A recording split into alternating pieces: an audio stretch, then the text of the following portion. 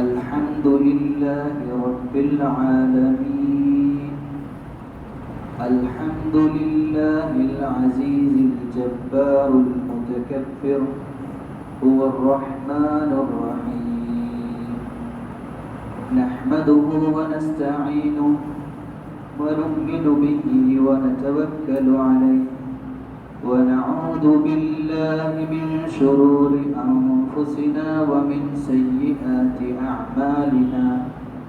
من يهده الله فلا مضل له، ومن يضلله فلا هادي له.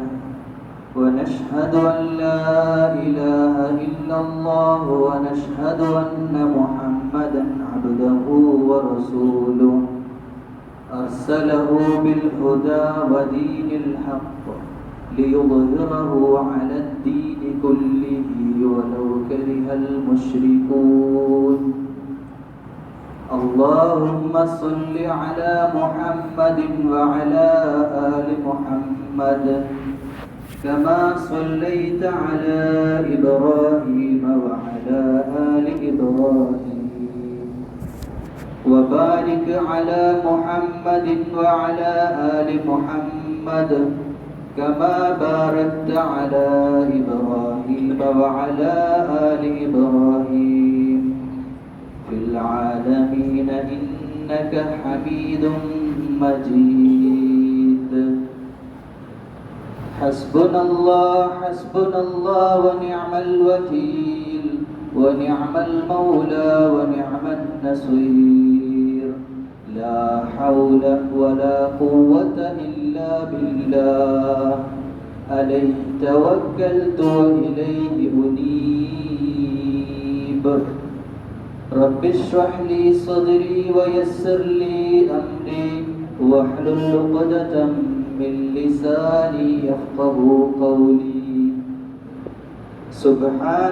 سبحانك لا علم لنا إلا ما علمتنا، إنك أنت العليم الحكيم. قال الله تعالى في القرآن الكريم: يا أيها الذين آمنوا اتقوا الله، يا أيها الذين آمنوا اتقوا الله حق تقاته ولا تموتن إلا وأنتم مسلمون. പ്രിയമുള്ള വിശ്വാസികളെ, വിശ്വാസിനികളെ, അല്ലാഹുവിൻ്റെ വലിയ അനുഗ്രഹത്തിലാണ് ഞാനും നിങ്ങളൊക്കെ ജീവിക്കുന്നത്. ഈ ലോകത്ത് ഏറ്റവും കൂടുതൽ നമ്മൾ ഇഷ്ടപ്പെടേണ്ടത് ആരെയാണ് എന്ന് ചോദിച്ചാൽ, ഉമ്മാനെ ഉപ്പാനെ എന്ന് പറയുന്നതിനേക്കാൾ അല്ലാഹുവിനെയാണ് നമ്മൾ ഏറ്റവും കൂടുതൽ ഇഷ്ടപ്പെടേണ്ടത്. ആരോടാണ് ഏറ്റവും കൂടുതൽ സ്നേഹം കാണിക്കേണ്ടത് എന്ന് ചോദിച്ചാൽ അല്ലാഹുവോടാണ് നമ്മുടെ ഇഷ്ടം ഏറ്റവും കൂടുതൽ കാണിക്കേണ്ടത്. നമ്മളിപ്പോൾ തിരിഞ്ഞു നിൽക്കുന്നത് കഅബ ഷരീഫിലേക്കാണ്, മക്കയിലേക്കാണ്. അല്ലാഹു നമ്മളെ കണ്ടുകൊണ്ടിരിക്കുന്നു എന്നതുകൊണ്ടാണ് നമ്മളിങ്ങനെ വളരെ അച്ചടക്കത്തോടെ സംസാരിക്കാതെ വളരെ ശ്രദ്ധയോടെ ഇരിക്കുന്നത്. സാധാരണ വെള്ളിയാഴ്ച അല്ലെങ്കിൽ ജുമുഅ ഇല്ലാത്ത ദിവസങ്ങളിൽ ളുഹ്ർ നിസ്കാരം 4 റക്അത്താണെങ്കിൽ 2 റക്അത്ത് മാത്രമാണ് നമ്മൾ ജുമുഅക്ക് നിസ്കരിക്കുന്നത്.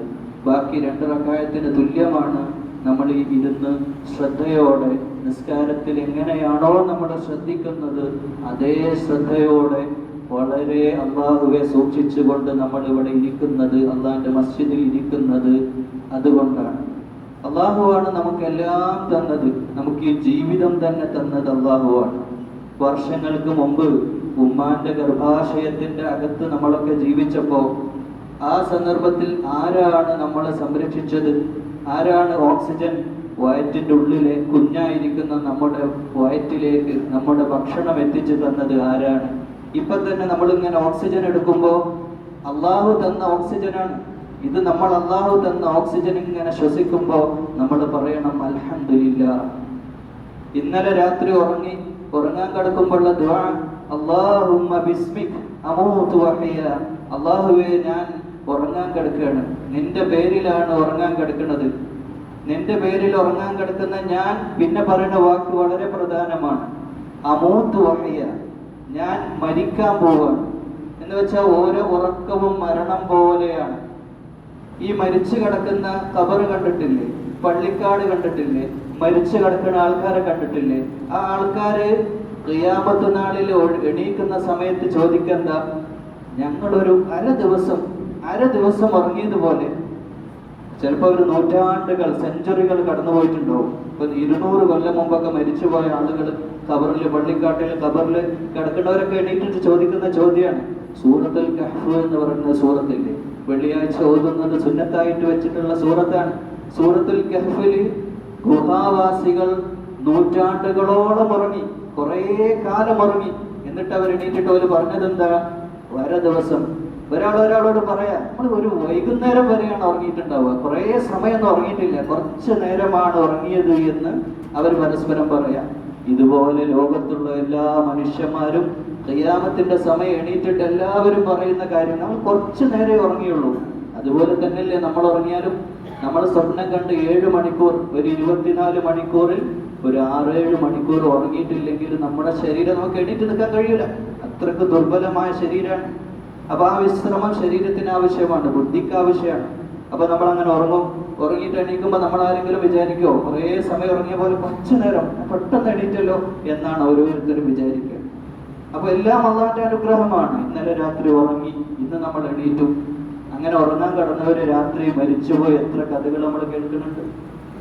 അള്ളാഹുവിന്റെ അനുഗ്രഹമാണ്. ഈ ശ്വസിക്കുന്ന ശുദ്ധവായു, ഇത് അള്ളാഹുവിന്റെ നിഅമത്താണ്. നെഞ്ചിന്റെ ഉള്ളിൽ ഹൃദയം ഇങ്ങനെ പിടിച്ചുകൊണ്ടിരിക്കുകയാണ്. ഓരോ മിനിറ്റിലും ഇങ്ങനെ പിടിച്ചുകൊണ്ടിരിക്കുന്ന ഹൃദയത്തിന്റെ നിയന്ത്രണം അള്ളാഹുവിനാണ്. ICU എന്ന് പറഞ്ഞൊരു സ്ഥലമുണ്ട് ഹോസ്പിറ്റലിൽ. അവിടെ കൊണ്ടുപോയിട്ട് നമ്മളെ കിടത്തിയിട്ട്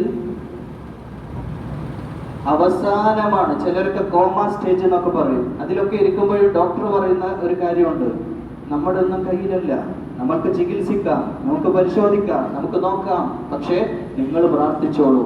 ഇതിന്റെ നിയന്ത്രണം ആരുടെ കയ്യിലാണ്? ഹൃദയത്തിന്റെ വെടിപ്പിന്റെ നിയന്ത്രണം അള്ളാഹുവിന്റെ കയ്യിലാണ്. അപ്പൊ നമ്മുടെ ഹൃദയം വെടിച്ചുകൊണ്ടിരിക്കുക ഉറങ്ങുമ്പോ വരെ. രാത്രി ഉറങ്ങുമ്പോ ഹൃദയം ഒന്ന് നിന്നുപോയാൽ നമ്മൾ അവസാനിച്ചു, നമ്മുടെ പേരട് മാറിയില്ലേ? അപ്പൊ അള്ളാഹിന്റെ നിയമത്താണ്. ഈ ഓക്സിജൻ ഉണ്ടാക്കുന്നത്, ഇപ്പോൾ ഈ പള്ളിയുടെ ചുറ്റും കാണുന്നത് പച്ച ചെടികളാണ്, പച്ച ഇലകളാണ്. ഈ ഇലകൾ നിങ്ങൾ ശ്രദ്ധിച്ചിട്ടുണ്ടോ? ആഴ്ചയിൽ ഒരിക്കല് അല്ലെങ്കിൽ മാസത്തിലൊരിക്കല് ഒരേ ഇലയിലേക്ക് നിങ്ങൾ സൂക്ഷിച്ചു നോക്കിയാൽ അത് കൊഴിഞ്ഞുകൊണ്ടിരിക്കുകയാണ്. ഒരു കൊല്ലത്തിൽ തന്നെ ഈ ഇലകളൊന്നും ഇടില്ല, പുതിയ ഇലകൾ ഉണ്ടാവുകയാണ്. ഒരുപക്ഷെ കഴിഞ്ഞ അക്കാഡമിക് ഇയറിന്റെ വർഷം തുടങ്ങുന്ന വർഷം ഇതുപോലെ ജൂണിലും ജൂലൈയിലും ഒക്കെ കണ്ട ഇലകളൊന്നും ഇപ്പൊ ഇവിടെ ഉണ്ടാവില്ല, ഒക്കെ പുതിയത് വന്നതാണ്. ഇതിന്റെ നിർമ്മാണം അള്ളാഹുവാണ്, അള്ളാഹു ഖാലിഖാണ്. അള്ളാഹുവാണ് ഇതൊക്കെ സൃഷ്ടിച്ചുകൊണ്ടിരിക്കുന്നത്, അത് സംരക്ഷിക്കുന്നതും അള്ളാഹുവാണ്. ആ അള്ളാഹു എങ്ങനെ ചെടികളെ വളർത്തുന്നത്? ചെടിക്ക് വേണ്ടത് എന്താ? സയൻസ് പഠിച്ചിട്ടുള്ള നിങ്ങൾക്കറിയില്ലേ? ചെടിക്ക് എന്താ വേണ്ടത്? ചെടിക്ക് വേണ്ടത് ഏറ്റവും പ്രധാനപ്പെട്ട ഒന്ന് സൂര്യപ്രകാശമാണ്. സൂര്യപ്രകാശം മാത്രം പോരാ, വെള്ളവും വേണം. മഴ പെയ്യുന്നുണ്ട്, കുറച്ചു മുമ്പ് നല്ല മഴ പെയ്തു, ഇനിയും മഴ പെയ്യും. മഴ അള്ളാഹുവിന്റെ അനുഗ്രഹമാണ്. മഴ എങ്ങനെയാ ഉണ്ടാവുന്നത്? മഴ ആകാശത്ത് നിന്ന് മേഘമായി വന്ന് മഴ വർഷിക്കുന്നു, അള്ളാഹുവിന്റെ നിഅമത്താണ്. ഈ മേഘത്തെ പറ്റി ചിന്തിച്ചിട്ടുണ്ട് എപ്പോഴെങ്കിലും? ഇപ്പൊ ആകാശം ഇങ്ങനെ ഇരുണ്ട് കൂടുമ്പോ അൽഹംദുലില്ലാ എന്ന് പറഞ്ഞ് മഴ കൊള്ളല് സുന്നത്താണ്. മഴ കൊള്ളലും അള്ളാഹുവിന്റെ റഹ്മത്താണ്, അത് സ്വീകരിക്കലാണ്. ആ മഴ ഉണ്ടാകുന്നത്, ആകാശത്ത് മഴ മേഘമുണ്ടാകുന്നത്, നമ്മൾ കടപ്പുറത്ത് പോയില്ലേ, കടലില് ബീച്ചിൽ നിന്നുകൊണ്ട് കടപ്പുറത്ത് തിരമാലകൾ ഇങ്ങനെ വരുമ്പോ കാലിങ്ങനെ ഇട്ടടിക്കുമ്പോ ആ വെള്ളം ഒന്ന് വെറുതെ എടുത്തിട്ടൊന്ന് രുചിച്ചു നോക്കിയാൽ ഉപ്പ് പുളിയാണ് അല്ലെ? അത് വായിലേക്ക് വെച്ചാൽ നമ്മൾ അപ്പൊ തന്നെ തുപ്പിപ്പോകും. നമുക്കത് അത്രക്ക് പുളിയുള്ള ഉപ്പുള്ള വെള്ളമാണ്. ഈ ഉപ്പ് വെള്ളം എങ്ങനെയാണ് മഴയായി? നമ്മുടെ മഴ, ആകാശത്ത് നിന്ന് പെയ്യുന്ന മഴ, അത് നമ്മൾ രുചിച്ചു നോക്കിയാൽ നമുക്ക് ഉപ്പിന്റെ രുചിയുണ്ടോ? ഇല്ല. അപ്പൊ അതങ്ങനെ സൂര്യനെ അയച്ചു, സൂര്യപ്രകാശം, ഈ സൈക്ലിംഗ് ഇങ്ങനെ നടക്കുകയാണ്. ഇത് അള്ളാഹിന്റെ റഹ്മത്താണ്. അള്ളാന്റെ മണ്ണില്, അള്ളാന്റെ ഭൂമിയില്, അള്ളാന്റെ വായു ശ്വസിച്ച് അള്ള തന്നെ ഭക്ഷണം കഴിച്ച്. ഇന്ന് രാവിലെ ഭക്ഷണം കഴിച്ചിട്ട് വന്നവരല്ലേ?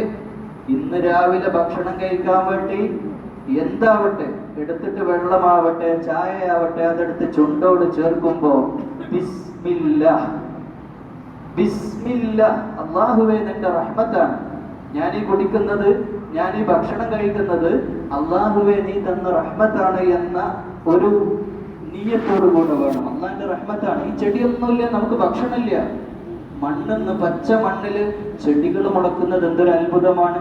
മഴ വരുമ്പോ ഇത് അത്ഭുതത്തോടെ കാണേണ്ട സംഗതിയാണ്. അള്ളാഹു ഈ സൃഷ്ടിച്ചിട്ടുള്ള ആവാസ വ്യവസ്ഥ, നമ്മൾ ഭക്ഷിക്കുന്നത് അള്ളാഹുവാണ്, അള്ളാന്റെ റഹ്മത്താണ്, ശ്വസിക്കുന്നത് അള്ളാന്റെ റഹ്മത്താണ്.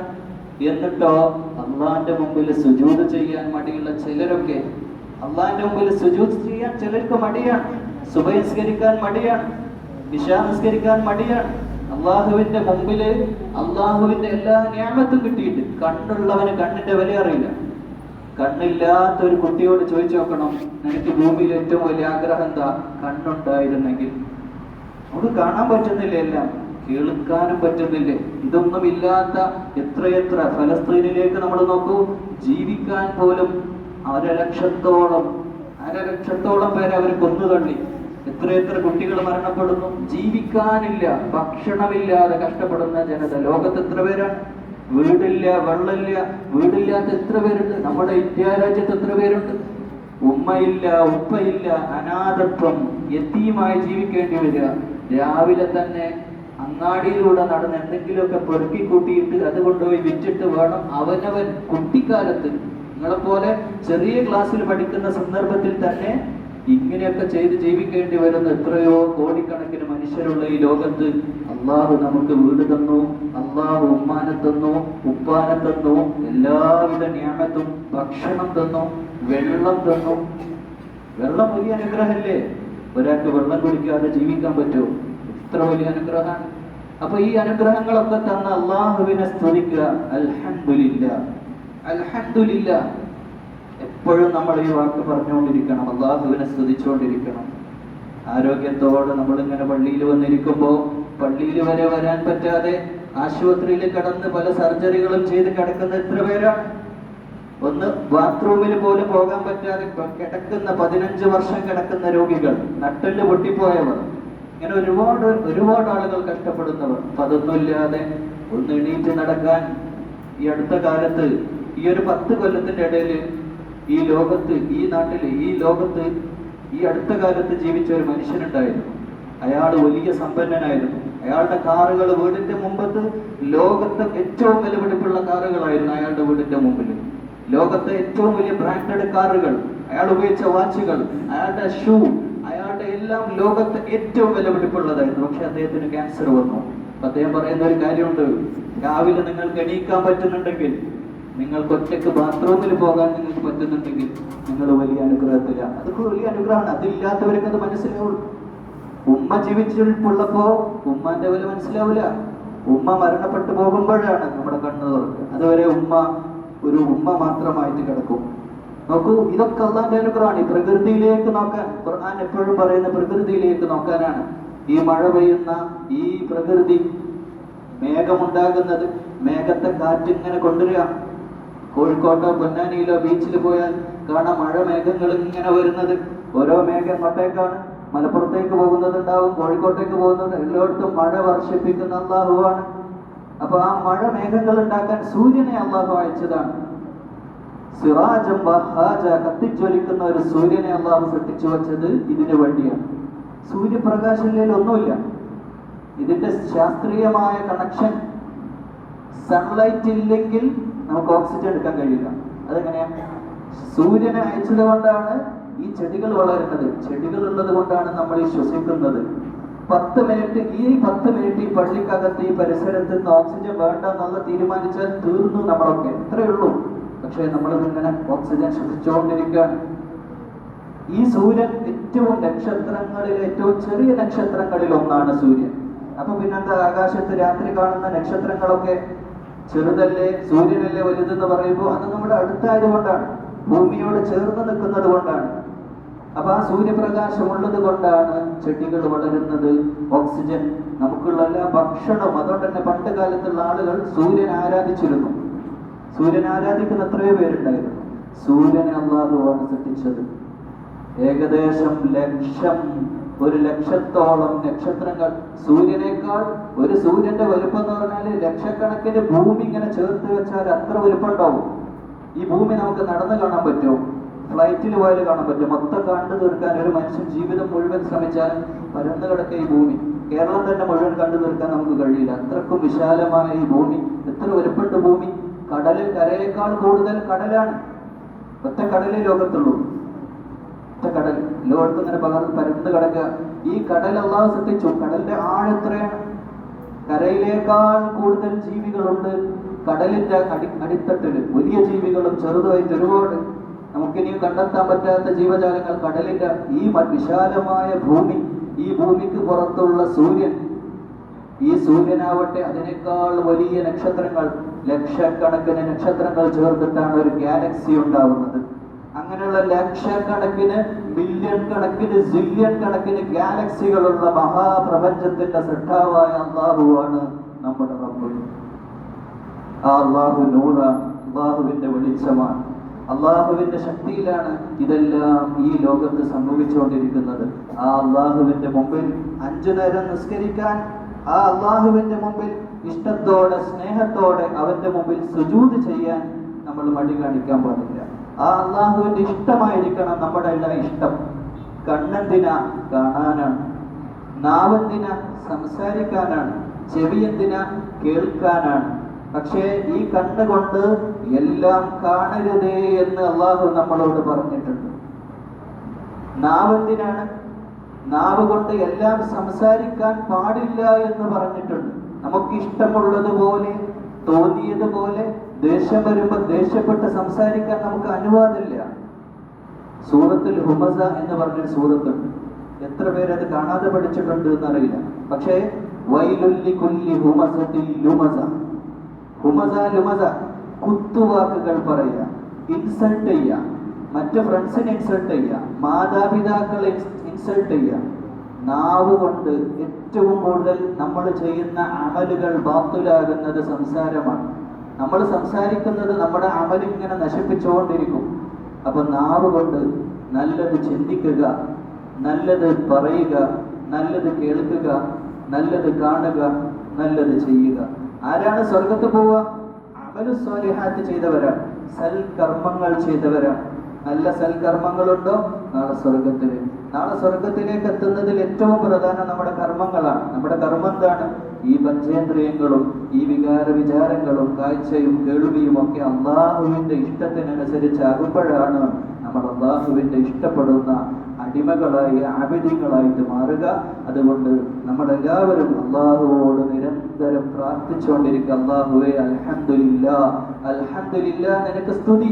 ഞങ്ങൾക്ക് ജീവിതം തന്നതിന്, ഓക്സിജൻ തന്നോണ്ടിരിക്കുന്നതിന്, ഹൃദയം വെടിപ്പിച്ചുകൊണ്ടിരിക്കുന്നതിന്, ഭക്ഷണം തന്നതിന്, വീട് തന്നതിന്, ഉമ്മാനെ തന്നതിന്, ഉപ്പാനെ തന്നതിന്, തണല് തന്നതിന് എല്ലാം അള്ളാഹുവോട് സ്തുതിച്ച് അള്ളാഹിന്റെ മുമ്പിൽ ശുക്ർ ചെയ്തുകൊണ്ട് ദുആ ചെയ്യുക. എന്താ ദുആ? അല്ലാഹുമ്മ അഇന്നാ അലാ ദിക്രിക വശുക്രിക വഹസ്നി ഇബാദതിക. നിരന്തരം പ്രാർത്ഥിച്ചുകൊണ്ടിരിക്കുക. അല്ലാഹുവേ, ഞങ്ങളെ എല്ലാവരെയും നിന്റെ ഏറ്റവും ഇഷ്ടമുള്ള, നിന്നെ ഏറെ സ്നേഹിക്കുന്ന വിശ്വാസികളിലാക്കി ഞങ്ങളെല്ലാവരും ഉൾപ്പെടുത്തി അനുഗ്രഹിക്കണേ അല്ലാഹ്. അല്ലാഹുമ്മ റബ്ബനാ തഖബ്ബൽ മിന്നാ യാ റബ്ബൽ ആലമീൻ.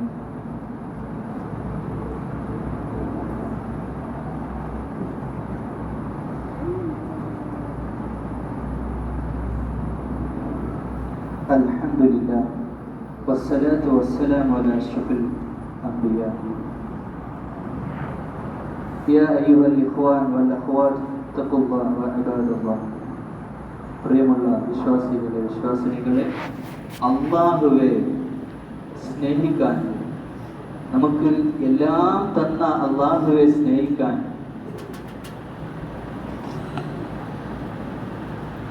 ആ അള്ളാഹുവിന്റെ ഇഷ്ടത്തിനനുസരിച്ച് ജീവിക്കാൻ നമ്മളെല്ലാവരും ശ്രമിക്കുക. അള്ളാഹുവെ, ഞങ്ങളെ നിന്റെ ഇഷ്ടത്തിനനുസരിച്ച് ജീവിക്കുന്ന യഥാർത്ഥ സത്യവിശ്വാസികളിൽ ഉൾപ്പെടുത്തി അനുഗ്രഹിക്കണേ അല്ലാഹ്. അല്ലാഹുവേ ഞങ്ങളുടെ ജീവിതത്തിൽ എല്ലാം തന്നത് നീയാണ്. അല്ലാഹുവേ ഇതിന് ശുക്ർ ചെയ്യാൻ നിന്നാൽ അതിന് മാത്രം മതി സമയം, അത്രയും ഹംദാണ്. അല്ലാഹുവേ നിനക്ക് സ്തുതി. അല്ലാഹുവേ ഞങ്ങളുടെ ജീവിതത്തിൽ തന്ന നിഅമത്തുകൾക്കെല്ലാം നല്ല ഒരു മനുഷ്യനായി, നല്ലൊരു മുസ്ലിമായി ജീവിക്കാൻ അല്ലാഹുവേ ഞങ്ങൾക്ക് എല്ലാവർക്കും തൗഫീഖ് ചെയ്യണേ അല്ലാഹുവേ ഞങ്ങൾ ചെയ്തു പോയിട്ടുള്ള തെറ്റുകൾ, പാപങ്ങൾ അല്ലാഹുവേ പുറത്തു തരണേ അല്ലാഹുവേ ഞങ്ങളുടെ ഭാഗത്ത് നിന്ന് വന്നുപോയിട്ടുള്ള വീഴ്ചകൾ പുറത്തു തരണേ അല്ലാഹുവേ പ്രാർത്ഥിക്കാനുള്ള മനസ്സ് തരണേ പ്രാർത്ഥന മടുക്കാത്ത തമ്പുരാനെ. അല്ലാഹുവേ നിനക്കിഷ്ടമാണ് പ്രാർത്ഥന. ലാ യുറദ്ദുൽ ഖളാഉ ഇല്ലാ ബിദ്ദുആ. പ്രാർത്ഥന കൊണ്ടല്ലാതെ വിധി മാറ്റപ്പെടുകയില്ല. അല്ലാഹുവേ ഞങ്ങളുടെ വിധി നീയാണ് തീരുമാനിക്കുന്നത്. അല്ലാഹുവേ സ്വർഗം തരണേ അല്ലാഹുവേ ഈ ലോകത്ത് നന്മ തരണേ റഹ്മത്തും ബറക്കത്തും തരണേ അല്ലാഹുവേ ഞങ്ങളുടെ ഉമ്മ ജീവിച്ചിരിക്കുന്ന കാലം ഒരുപാട് പ്രവർത്തിക്കുന്ന ഉമ്മ, വീട്ടിലെ എല്ലാ കാര്യങ്ങളും ഓടി നടന്ന് ചെയ്യുന്ന, ഞങ്ങൾക്ക് ഭക്ഷണം പാകം ചെയ്യുന്ന ഉമ്മ, അല്ലാഹുവേ ആ ഉമ്മാക്ക് നീ റഹ്മത്തും ബറക്കത്തും കൊടുക്കണേ അല്ലാഹുവേ ആ ഉമ്മക്ക് ആരോഗ്യം നൽകണേ രോഗം കൊണ്ട് പ്രയാസപ്പെടുത്തല്ലേ അല്ലാഹുവേ ആ ഉമ്മാന്റെ കാലിന്റെ ചുവട്ടിലാണ് സ്വർഗം. ആ ഉമ്മാനോട് ദേഷ്യത്തോടെ ഒരു വാക്ക് പോലും ഞങ്ങളുടെ ജീവിതത്തിൽ ഞങ്ങളെ കൊണ്ട് പറയിപ്പിക്കല്ലേ അല്ലാഹുവേ ഉമ്മയോട് ഏറ്റവും നന്നായി പെരുമാറുന്ന ഏറ്റവും നല്ല മനുഷ്യരാക്കി ഞങ്ങളെ മാറ്റണേ ഞങ്ങളുടെ പ്രിയപ്പെട്ട ഉപ്പ ജീവിതത്തിൽ ഞങ്ങൾക്ക് വേണ്ടി അധ്വാനിച്ച് ജീവിതം മുഴുവനും രാവും പകലും കഷ്ടപ്പെട്ട് ഞങ്ങൾക്ക് ഭക്ഷണം ഉണ്ടാക്കാൻ പ്രയാസപ്പെട്ട് ജീവിച്ച് ഞങ്ങളുടെ പൊന്നുപ്പാക്ക് എല്ലാ റഹ്മത്തും ബർക്കത്തും നൽകണേ ഞങ്ങളുടെ മാതാപിതാക്കളെ സ്വർഗത്തിലാക്കണേ അല്ലാഹുവേ ഞങ്ങൾക്ക് നന്നായിട്ട് പഠിക്കാനും ഉന്നത നിലയിലെത്താനും അല്ലാഹുവേ തൗഫീഖ് ചെയ്യണേ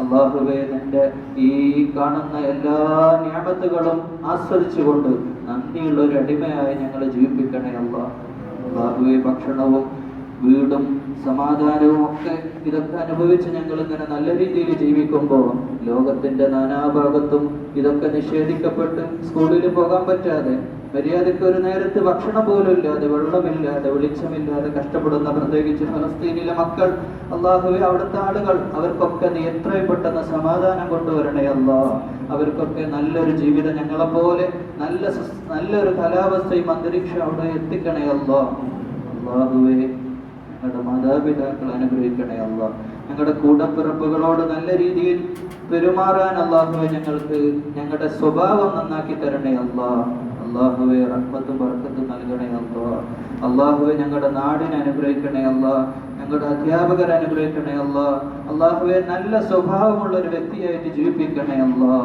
اللهم اغفر للمؤمنين والمؤمنات والمسلمين والمسلمات والأحياء منهم والأموات إنك مجيب الدعوات يا قاضي الحاجات اللهم ربنا أجرنا من النار اللهم رب ارحمهما كما ربيانا صغيرا اللهم رب زدنا علما نافعا وعملا متقبلا ورزقا حلالا طيبا اللهم ربنا تقبل منا يا رب العالمين اللهم ربنا آتنا في الدنيا حسنة وفي الآخرة حسنة وقنا عذاب النار اللهم آخر دعوانا الحمد لله.